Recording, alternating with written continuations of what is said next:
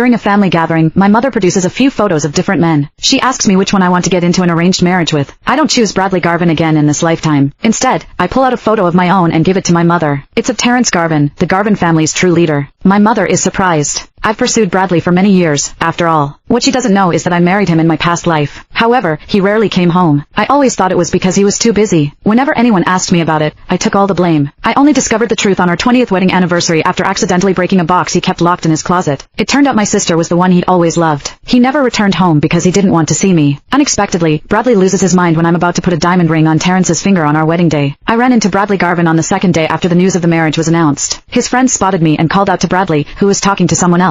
"Bradley, your fiancé is here." For a moment, all eyes were on us. Bradley's brows arched as he shot me a glance impatiently. "Julia Sanderson, you had the nerve to show your face here. You had them announce the union between the Sandersons and the Garvins without my permission. Do you not value your own dignity?" I was momentarily stunned. "Oh, right. I forgot that Bradley's uncle has the same last name as him," I thought. Although I had prepared myself mentally, I instinctively held my breath upon receiving the scornful look from Bradley. Then, I took a deep breath to calm myself down. "The person I'm marrying isn't you." Bradley's friends burst into fits of laughter before I could finish. They patted Bradley's shoulders. "Bradley, your fiancée is hilarious. You should tell her not to use such a lame excuse. She'll only make a fool of herself." Bradley felt extremely humiliated. His expression darkened. "Julia, that's enough. You've been saying almost every single day that you want to marry me. Now, you're trying to get my attention by claiming that you're marrying someone else. How repulsive." He looked down at me condescendingly. Suddenly, Bradley snickered, leaned forward, and whispered next to my ear. "Julia Sanderson, I'll give you the status that you want. However, I won't ever proceed with the marriage registration with you, and I will never acknowledge you as my spouse." A look of surprise flashed in my eyes. In my previous life, Bradley had never expressed these thoughts before. Could it be? I pondered. Before I could process everything, I noticed how Bradley's eyes shone with excitement. I followed his gaze and spotted my younger sister, Jenna Sanderson. Jenna's eyes turned red when she saw me and Bradley standing side by side. "Bradley, I've heard of the news. I